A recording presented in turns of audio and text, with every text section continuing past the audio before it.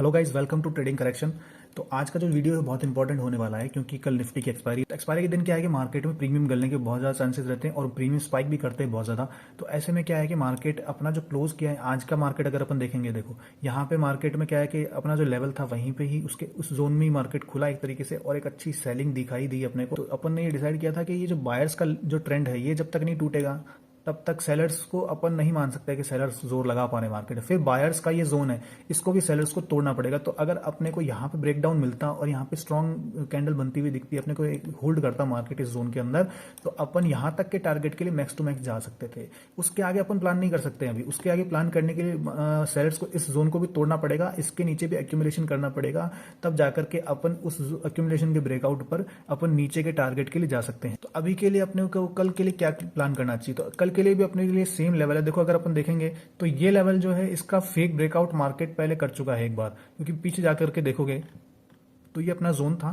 तो इस जोन के ऊपर मार्केट ने फेक ब्रेकआउट किया और तुरंत मार्केट अंदर आ गया। तो अभी इंट्राडे में क्या होता है कि इंट्राडे में अगर अपन देखते हैं तो अपन जाके छोड़े, अभी तो 15 मिनट पे देख रहे हैं अपन, फिर अपन देखेंगे छोटे टाइम फ्रेम पर, जैसे 1 मिनट पे अगर अपन एनालिसिस करेंगे तो उसके अंदर क्या होता है कि अपन छोटी छोटी चीजों को, मार्केट के बिहेवियर को एनालाइज कर सकते हैं कि मार्केट किस तरह से बिहेव कर रहा है। मार्केट ऊपर से बार बार रिजेक्शन से 15 मिनट की ये एक कैंडल है, लेकिन इस एक कैंडल के अंदर 15 एक मिनट की 15 कैंडल होगी। तो 15 कैंडल के अंदर अपने को ये देखने को मिलेगा कि भाई कितनी बार नीचे से रिजेक्शन ले रहा है, ऊपर की तरफ विक कितने बड़े बन रहे हैं, या फिर बॉडी कितनी बड़ी बन रही है।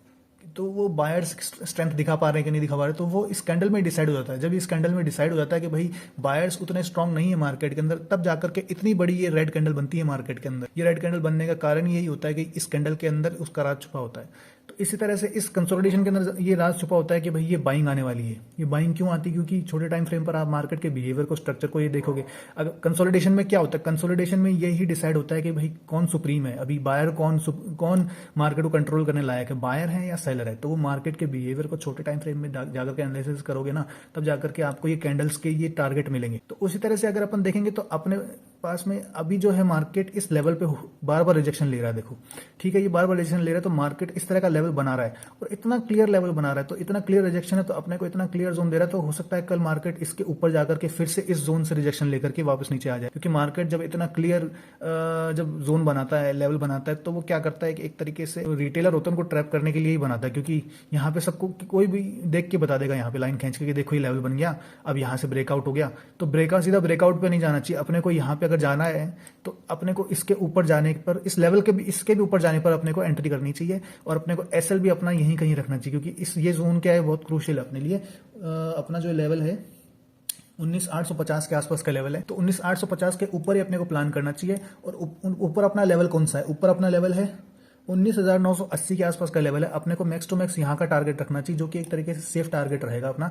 उसके ऊपर भी छोटा सा जोन है 50 कितने पॉइंट का, हाँ 50-60 पॉइंट का ऊपर का जोन है। तो उसके लिए आप कोई छोटी सी क्वांटिटी रख सकते हैं, लेकिन उससे ज्यादा क्वांटिटी अभी मैं रिकमेंड नहीं करूंगा आपको। अब इससे नीचे अगर आप जाओगे तो नीचे आप क्या देख सकते हो कि ये जो बायर्स का ट्रेंड अपने पास में अभी भी अवेलेबल है। बायर्स जब तक आउट नहीं होंगे यहाँ से तब तक कुछ भी नहीं होने वाला मार्केट के अंदर। अब जैसे मैं थोड़ा क्लियर कर देता हूँ चार्ट को, तो अपने ये जो बायर्स की ट्रेंड लाइन आ रही है, ये बायर्स की ट्रेंड लाइन का टूटना जरूरी है एक तो, ठीक है।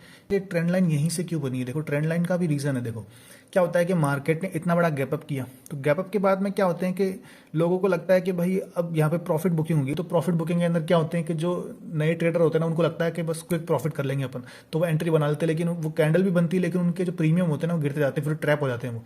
फिर वो क्या करते हैं कि यहाँ पर पोजीशन ऐड कर ले, जैसे ये कैंडल बनी तो उनकी पोजीशन क्या लॉस में आ जाती है, तो वो एग्जिट नहीं कर पाते हैं, क्योंकि साइकोलॉजिकली एग्जिट नहीं कर पाते, ट्रैप हो जाते हैं। तो फिर वो क्या करते हैं, यहाँ पे पोजीशन अपनी और ऐड करने लग जाते हैं। जैसे ही उनको दिखता है कि भाई ये यहाँ पर थोड़ा सा रिवर्सल दिखता है, तो पोजीशन ऐड कर लेते हैं। फिर वो बाइंग के अंदर लॉस में आते हैं, फिर वो इनको रेड कैंडल दिखती है, फिर पोजीशन ऐड कर लेते हैं। फिर मार्केट क्या करता है, उनको ट्रैप करके बड़ा मूव कर देता है। तो अगर ये बड़ा मूव नहीं आता तब तो अपन इसको इतना ध्यान नहीं देते इस लेवल को, लेकिन यहाँ से इतना बड़ा मूव आया और यहाँ से मार्केट ट्रैप करके लाया और यहाँ पे उसने और ट्रैप करके इतना बड़ा मूव दिया, तो ये अपने लिए एक स्ट्रॉन्ग ट्रेंड बन जाता है जो बायर्स की अपने को प्रेजेंस दिखाता है। तो अपन बायर्स की प्रेजेंस को लेकर के चल रहे हैं यहाँ पे। तो बायर्स ने यहाँ पे देखो, सेलर्स ने फिर सेलिंग करी अपनी।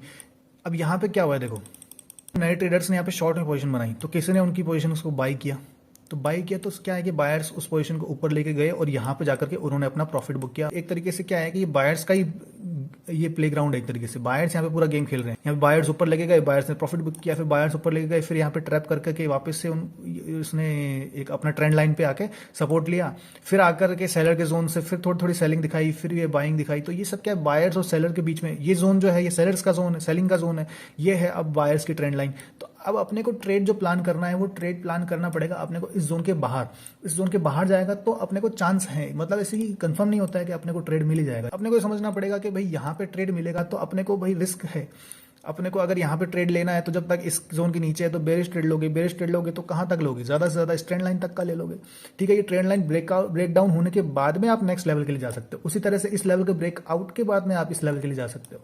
उससे पहले अगर पोजीशन बनाओगे तो मार्केट क्या है, अगर होल्ड भी करेगा ना, एक्सपायरी में क्या होता है, आजकल रोज एक्सपायरी होती है तो रोज एक्सपायरी ही ट्रेड करते होंगे ज्यादातर नए ट्रेडर। तो क्या होता है मार्केट, अब जैसे आपने यहां से मान लो शॉर्ट की पोजीशन बना ली तो मार्केट नीचे आया, और अगर आपने एटीएम की पोजीशन बनाई तो इसके अंदर आपका प्रीमियम, जैसे आपने मान लो कि आपने 50 रुपए का एक प्रीमियम खरीदा तो वो कितने रुपए का रह गया होगा, मतलब 20 रुपए का रह गया होगा, 30 रुपए का रह गया होगा, है ना।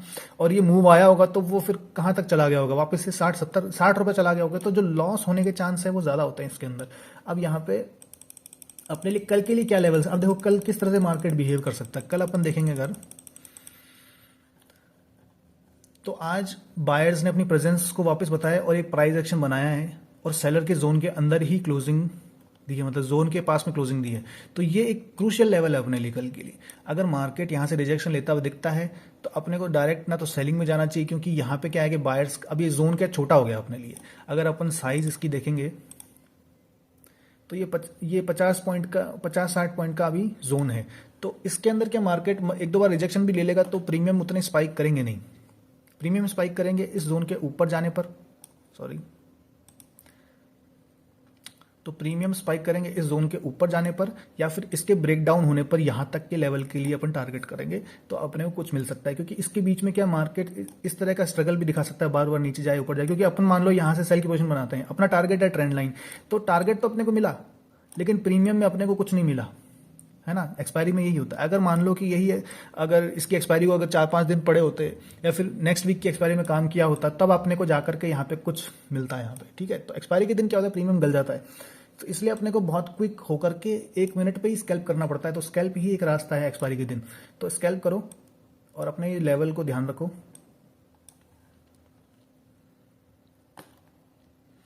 और पोजीशन साइजिंग को मेंटेन करते हुए चलो, क्योंकि अपने को क्या है कि अपना कैपिटल प्रोटेक्ट करना ज़्यादा इंपॉर्टेंट होता है एक रिटेलर के लिए।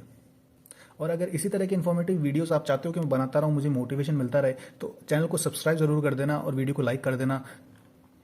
और जाकर के आज का लाइव देखना कि अपना लाइव का जो एनालिसिस था वो किस तरह से काम किया है, अपन ने लाइव में किस तरह से एनालिसिस किया है। उसमें ऑडियो नहीं मिलेगी आपको क्योंकि मैं माइक्रोफोन यूज़ नहीं करता हूँ लाइव के टाइम पे। तो आप उस वीडियो को जाकर के ज़रूर देखना। Thank you.